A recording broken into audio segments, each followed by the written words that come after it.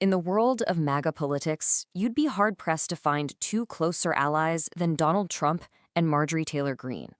At least that's how it used to be. Because in a really sudden and frankly dramatic turn, that whole alliance has just publicly imploded, and it has set off an absolute firestorm of accusations and counter-accusations that has everyone in Washington buzzing. So, where did this all start? Well, it kicked off when Donald Trump just abruptly pulled his endorsement of Greene. And he didn't just, disagree with her. He went on the attack with some seriously personal language. He posted on Truth Social that all she does is complain, complain, complain, and then capped it off with this just stunning quote, calling her a ranting lunatic. But if you know anything about Greene, you know she wasn't going to take that line down. Nope, she fired right back, immediately, claiming Trump was totally lying about her even calling him. And then she made this really startling accusation, directly linking his anger to a vote that's coming up on releasing the Jeffrey Epstein files. She's suggesting he's trying to bully Republicans into blocking their release. Look, this is not just some minor disagreement. This is a full-blown, very public feud that honestly looks a lot like a civil war breaking out within the most visible wing of the Republican Party.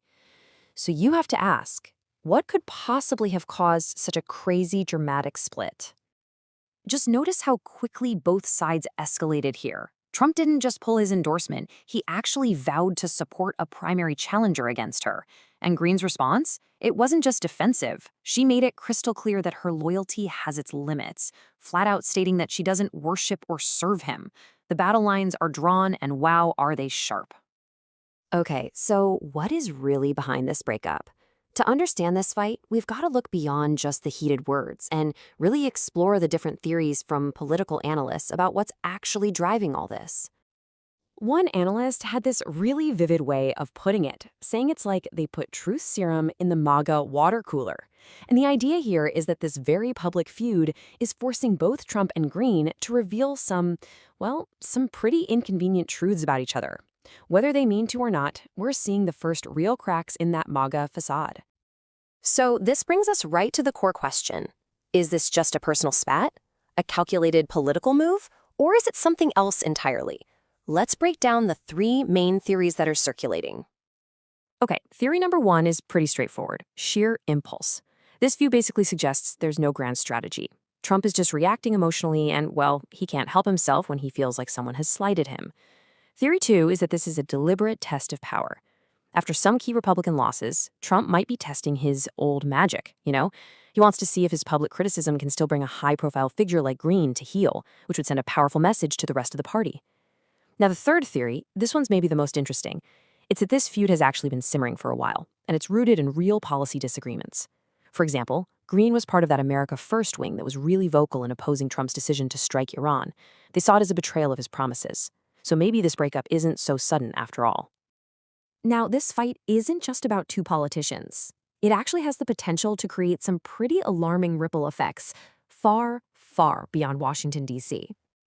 And this is where the story honestly takes a bit of a darker turn. One analyst raised a really serious concern that all this domestic political chaos could actually spill over into foreign policy. This brings up that classic wag the dog scenario. One expert is pointing to a massive and apparently unauthorized U.S. naval buildup in the Caribbean. I mean, we're talking the biggest since the Cuban Missile Crisis.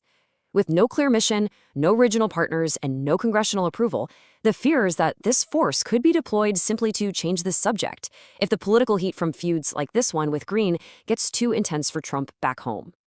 Back here on the domestic front, the other major question is what this all says about Trump's power. I mean, after Republicans really underperformed in recent elections, a lot of people are wondering if his iron grip on the party is finally starting to loosen. Greene's open defiance might be the most visible sign of that yet. And all of this, it's building to an immediate challenge. We're talking about a real-time stress test of Donald Trump's authority over his own party. And that is exactly why this is so important. Marjorie Taylor Greene has become the test case. You can bet that other Republicans who might be tired of walking on eggshells around Trump are watching the situation very, very closely. Her fight is basically becoming their experiment. So here's how it's all going to play out. The House is set to vote on releasing those Epstein files. Trump is reportedly pushing Republicans really hard to vote no. Greene, on the other hand, is one of the loudest voices demanding they vote yes. The final tally? The number of Republicans who break with Trump on this vote. That is going to be a direct, public measurement of just how much power he actually still has. This quote from an analyst just captures the stakes perfectly. It suggests that a lot of other Republicans are sitting back and thinking, hey, if someone as high profile and as MAGA as Marjorie Taylor Greene can defy Trump and survive, or maybe even thrive, then maybe we can too. So, we're left with this huge question.